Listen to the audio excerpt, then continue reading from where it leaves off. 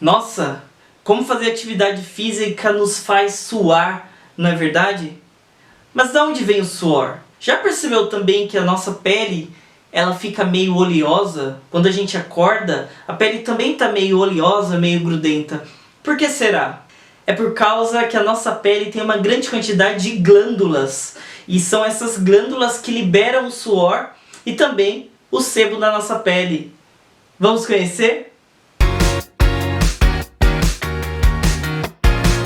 Fala galera, beleza? Eu sou o professor Rodrigo Macedo, biólogo, mestre em biofotônica. Se você é novo no canal, bem-vindo! E hoje eu te convido, se inscreva neste canal para que você possa receber as nossas próximas aulas. E para que você não se esqueça, já dá um curtir nessa videoaula e que você possa fazer bom proveito. E hoje, nessas sequências de aula de histologia, nós vamos falar sobre o tecido epitelial de revestimento, que serão divididos em duas partes. Nessa segunda parte, nós iremos falar sobre os tecidos de revestimento estratificados e também sobre o tecido epitelial glandular. Epitélio estratificado, pavimentoso, não queratinizado ou queratinizado.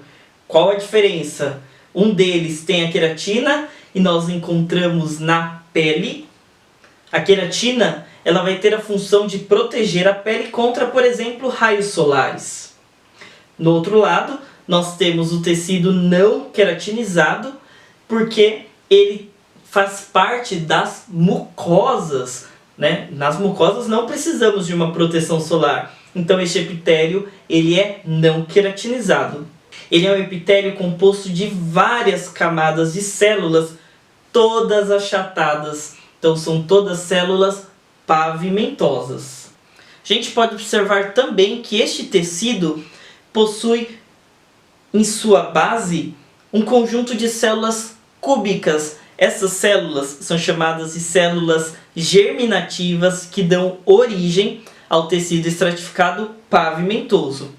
À medida que vai passando essas estratificações, essas células cúbicas elas vão achatando e chegando no fim do epitélio, elas já não têm nem mais núcleo, até o momento que elas se desprendem e acaba gerando uma descamação do epitélio, ou seja, essas células elas acabam sendo eliminadas com o tempo, porque elas ficam envelhecidas.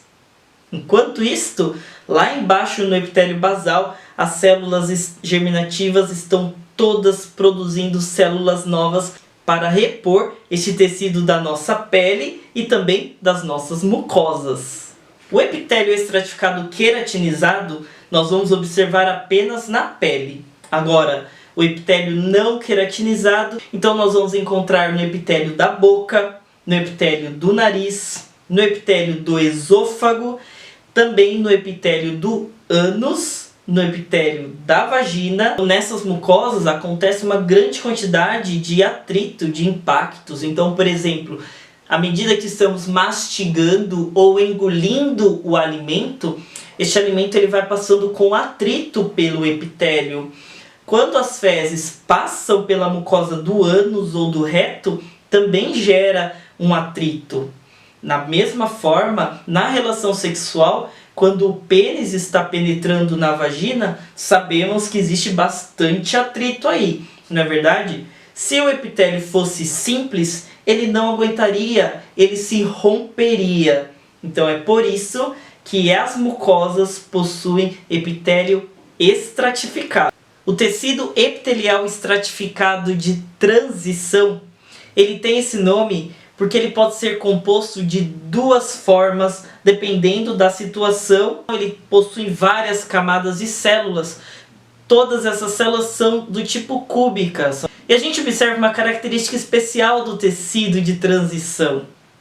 No topo, na luz do epitélio, a gente observa células bem grandes, chamadas de células globosas.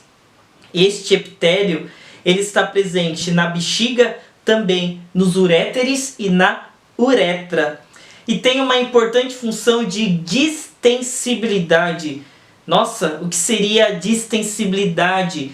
é a capacidade do órgão de gerar uma distensão, ou seja, um aumento e uma diminuição de tamanho. Quando a gente observa nesta imagem, a gente observa a presença das células estratificadas ali, cúbicas, e também observamos a presença de células bem grandes no topo do tecido. O que significa? Que essas células grandes elas vão ter a capacidade de distensão, possibilitando que a bexiga encha de urina e que ela se esvazie. Então, observando essa outra imagem, nós percebemos que é o mesmo tecido. Mas olha a diferença das células no topo. Elas quase não aparecem, elas estão espremidas, né? Por quê? Significa que a bexiga está cheia. Quando a bexiga enche de urina, essas células globosas, que são bem redondas, bem grandes, elas vão se esticando, possibilitando que a bexiga aumente de tamanho.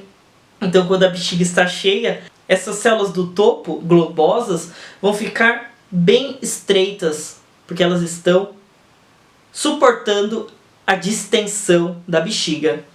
Quando nós urinamos e a bexiga esvazia, essas células que estavam exprimidas agora voltam ao seu tamanho normal, ao seu tamanho grande e globosa.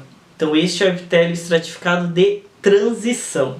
O epitélio estratificado prismático, nós vamos observar a presença de várias células cúbicas e a última camada de células, elas são cilíndricas ou colunares.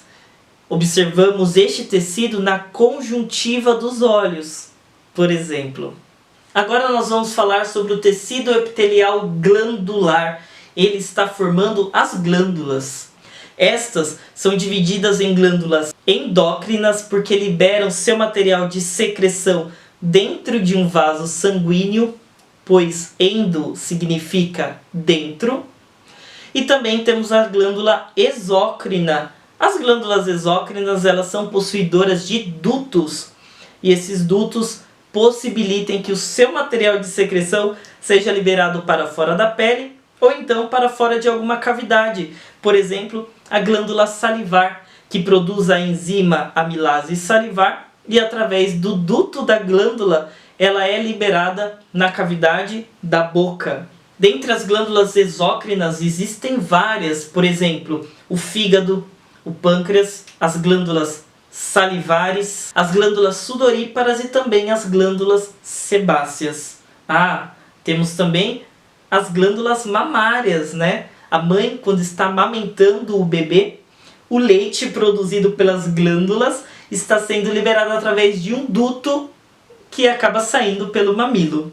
As glândulas exócrinas, elas são possuidoras de um duto. Este duto é formado por tecido epitelial estratificado para que ele seja bastante resistente aos atritos causados pelas mucosas ou pela pele. E elas podem ser de 3 tipos. A glândula exócrina tubular, ela é formada por um tubo. Este tubo pode ser tubular simples ou tubular enovelado. A glândula sudorípara, que libera o suor, ela é uma glândula enovelada, então ela é meio que enrolada ali no tecido conjuntivo da pele. Quando nós suamos, esta glândula ela serve para liberar o excesso de sódio do nosso organismo. É por isso que o suor é salgado. Já a glândula sebácea, ela é do tipo acinosa.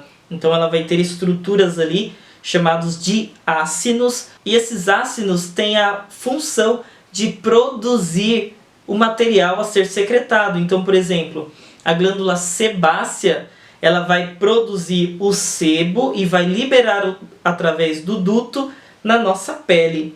Este sebo, ele serve para proteger a nossa pele, especialmente contra ressecamento e também contra bactérias. Por quê? O sebo da nossa pele vai ter o pH em torno de 4, 4,5, e a maioria das bactérias patogênicas não aguentam este pH muito ácido e elas acabam morrendo. Então o sebo que existe na nossa pele é muito importante para evitar infecções. Por que quando nós acordamos a nossa pele está toda grudenta, aquela coisa? Porque durante a noite a nossa pele libera uma grande quantidade de sebo e acordamos aí com a pele mais oleosa. Já a glândula endócrina, ela também pode ser de dois tipos. A glândula endócrina folicular, ela vai formar uma estrutura onde este hormônio produzido vai ser liberado dentro do folículo, que vai ficar ali guardado, apenas esperando o momento que o organismo precisa dele. Quando o organismo precisa, este hormônio que está lá dentro atravessa novamente a célula e acaba sendo liberado na corrente sanguínea. Já a glândula endócrina cordonal, ela vai ter grupos acinosos de células, e essas células estão produzindo geralmente um hormônio que vai ser liberado na corrente sanguínea que está passando no meio destes grupos de células. E os vasos sanguíneos estão passando pelo meio dessas glândulas, por isso que se chamam cordonal. Os vasos sanguíneos vão estar representando como se fosse um cordão passando no meio ali da glândula. Existe uma glândula muito especial no nosso organismo, que ela é chamada de glândula mista. Por quê? Porque ao mesmo tempo que ela é exócrina, ela é endócrina. E ela produz um monte de substâncias importantes na fisiologia. Essa glândula é o pâncreas. O pâncreas, a sua parte endócrina, vai produzir hormônios que vão ser utilizados no corpo inteiro. Por exemplo, a insulina, que ajuda a glicose, fonte de energia, entrar dentro das células, e o glucagon, que serve para nós guardarmos a glicose em forma de glicogênio como um estoque de energia. Olha só que bacana, não? Já a parte exócrina do pâncreas, ele vai liberar bicarbonato e várias enzimas digestivas lá no intestino,